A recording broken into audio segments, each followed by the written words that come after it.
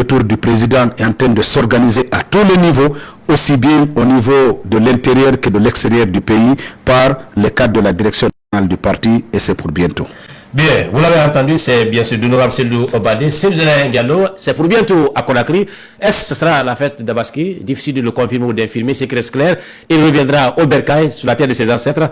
Sinon, ils vont entretenir l'instabilité politique et institutionnelle dans ce pays. Est-ce que vous ne C'est clair. Alors, le glissement, ça veut dire que le glissement n'est pas évitable. Non, mais écoutez, le CNRD est déjà dans le glissement. Mais qu'est-ce qui est fait? Ils sont déjà dans le glissement. Mais ce sont des choses que les institutions sous-régionales, africaines et internationales qui accompagnent la transition doivent nous aider à régler pour mettre ensemble les vrais acteurs. Sinon, la est en train de s'enliser. Est-ce que ça veut dire que vous ne craignez pas aujourd'hui qu'on parle de limitation d'âge, vous ne craignez pas qu'on puisse exclure certains potentiels candidats? Quelle est la légitimité dont peut se targuer le CNRD pour limiter l'âge des candidats ou limiter des partis? Je suis tombé de nu quand j'ai suivi le chef d'état-major des armées qui est venu pour dire dans leur proposition ils veulent 2 ou 3 partis politiques. C'est le Guinée. Le cabinet du ministère. Non mais attendez. Ce n'est qu'une proposition. Vous ne pensez pas qu'il a été poussé par la hiérarchie? Non mais c'est évident. Voilà. Depuis quand l'armée vient parler de l'organisation et du fonctionnement des politiques dans ce pays? Oui, mais honorable, sauf que la fermeture vous inquiète parce que ça pouvait... Non, mais attendez, mais la fermeture ne peut pas nous inquiéter. Nous sommes très gros pour être avalés, même dans le cadre d'une fermeture. C'est évident. Peut-être que la fermeture inquiète beaucoup de partis politiques parce que ça pourrait barrer la route, mais l'ouverture, par exemple, l'âge est fixé à l'ouverture. La législature, par exemple, dans beaucoup de pays, c'est 18 ans, même en Guinée... Ça commence à 18 ans. Oui, l'ouverture quand même est fixée, mais pourquoi les partis? Écoutez, vous savez, il y a toujours des mesures personnelles qui sont prises. Quand c'est impersonnel, quand c'est fait dans la bonne foi pour aider le pays, pour aider la République, il n'y a pas de problème. Et par rapport au nombre de partis, nous défendons les principes de démocratie et de l'état de droit. Ce ne sont pas des trucs personnels. Aujourd'hui, personne ne peut imaginer, en parlant de réduction du nombre de partis à la République de Guinée, qu'on va dire qu'on réduit l'UFDG, que l'UFDG n'existe pas. Sur quoi on va se baser? C'est comme le RPG.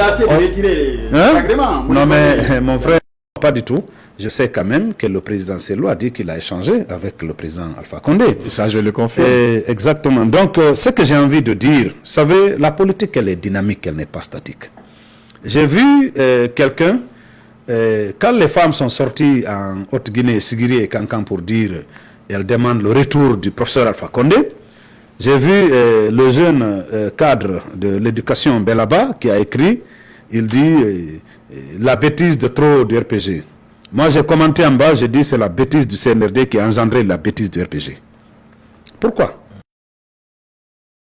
Si le CNRD était venu comme ils l'ont prétendu, pour remettre l'ordre constitutionnel, organiser des élections correctement et partir, ces mouvements-là n'allaient pas naître.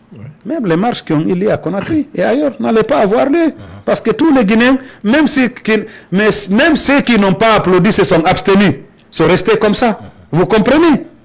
Mais quand les gens viennent, ils ne sont plus dans la dynamique annoncée au départ. Les paroles mielleuses qui ont été annoncées, ce n'est pas ça, il y a un autre agenda. Mais ça ouvre la voie à tout.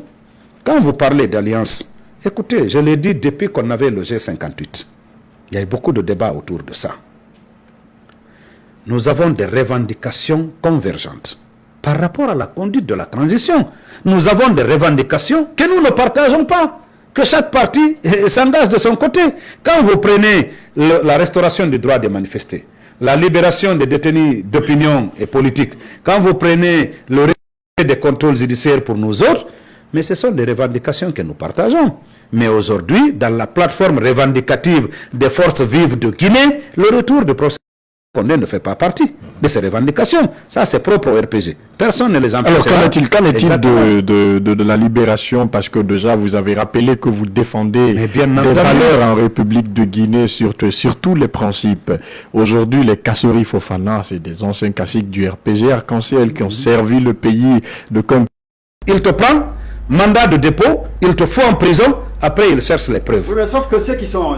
Attendez. Oui, les co-accusés de celle ou de l'affaire Guinée, par exemple... Attendez, moi je ne parle pas de Cellou Dalein, je parle parle de des procédures, des Kassori et surtout, autres. Vous comprenez? C'est que nous avons demandé depuis toujours. Vous avez vu les Foni Kemenge, ils sont sortis, mais après ils ont été jugés. Aujourd'hui, le procureur a interjeté appel. Nous savons que c'est un faux dossier. Ce que nous avons demandé, c'est que M. Kassori Fofana et ses co-accusés soient dehors. Alors, permettez, je vais terminer. D'accord. Qu'ils soient mis en liberté conditionnelle ou sous contrôle judiciaire et qu'ils comparaissent libres. Nous connaissons, moi je connais la maison centrale de Conakry. Je connais dans quel état se trouve cette maison centrale. Là-bas. J'en ai passé 9 mois là-bas. L'injustice ne se règle pas par l'injustice. Pourquoi on ne respecte pas les procédures?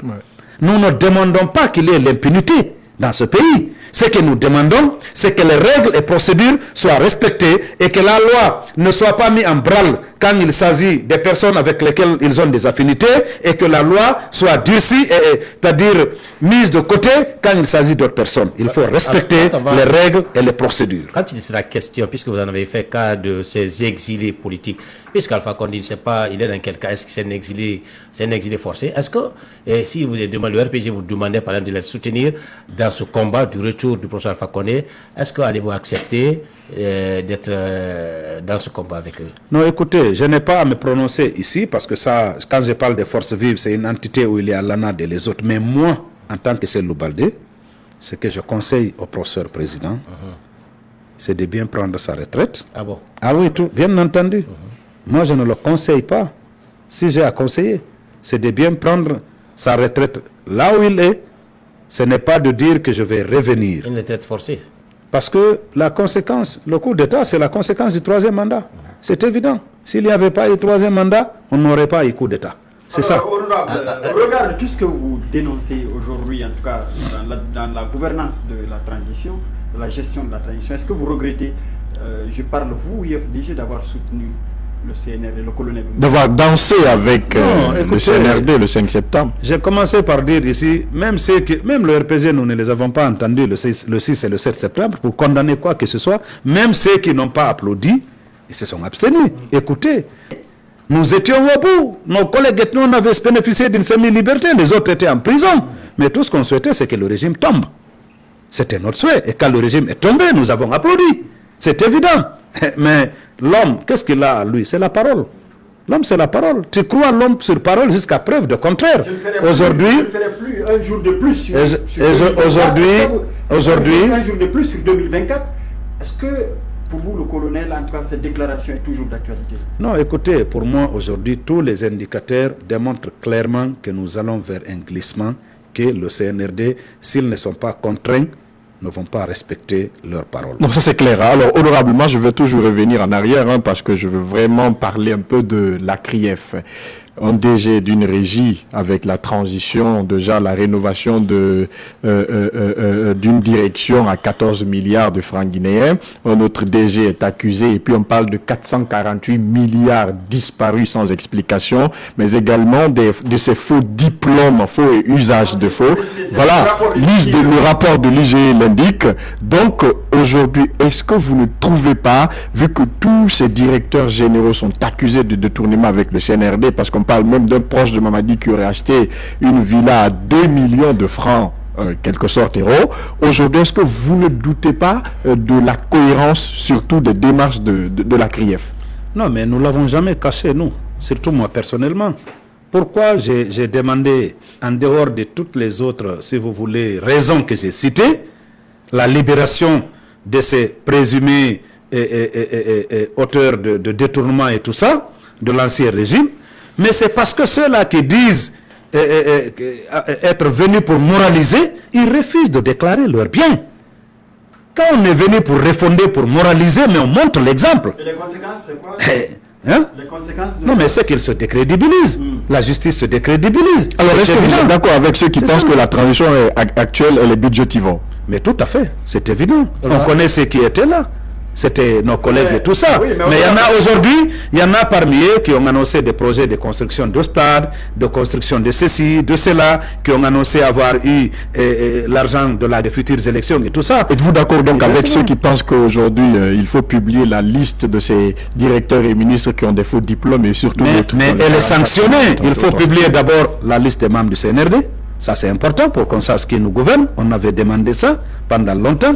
Il faut que ceux qui sont là déclarent leur bien. Mais là, maintenant, je ne sais pas comment on va faire. Ils sont à 15 mois, 16 mois de gestion. On ne sait pas quel bien.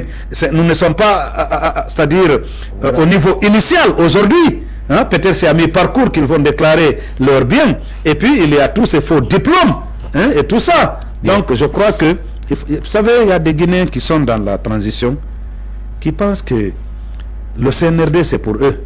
Qui pensent que la transition, c'est pour eux. Bien. Alors, qui pensent que... Oui, écoutez, c'est important de faire une mise au point. Vous parlez de qui? Il faut les citer. Non, il y en a plein. Il y en a plein. Même des internautes.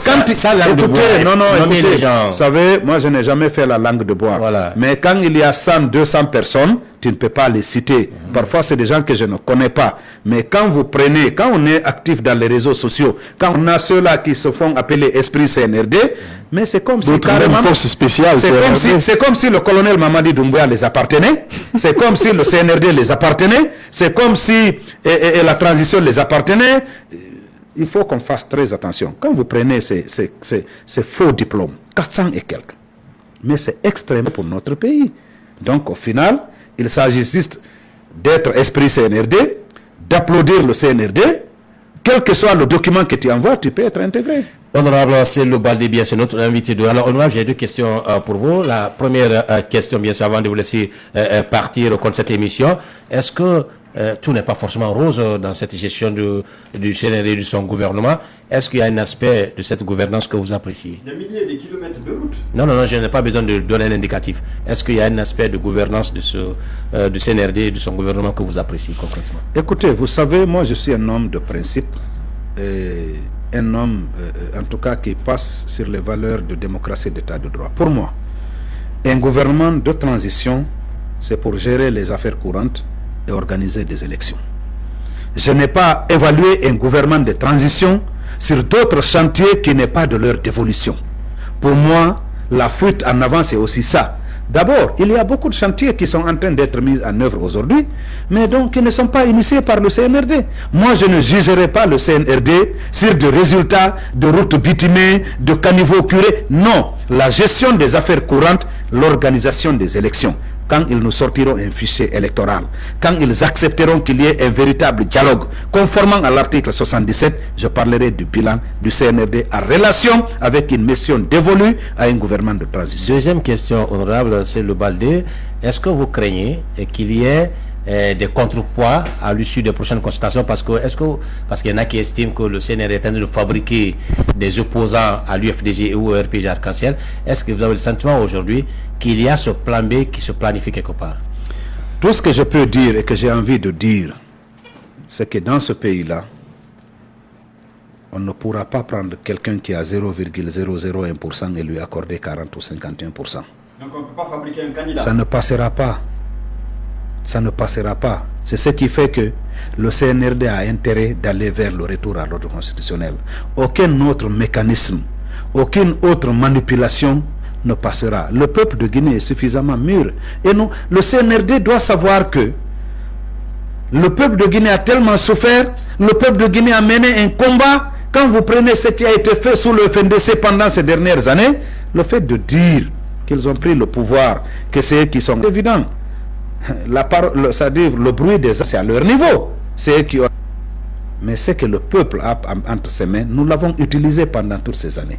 Le fait de se faire entendre. Nous avons souffert. Ça ne passera pas. La démocratie et l'état de droit s'installeront dans ce pays. Sinon, aucun développement ne peut être possible.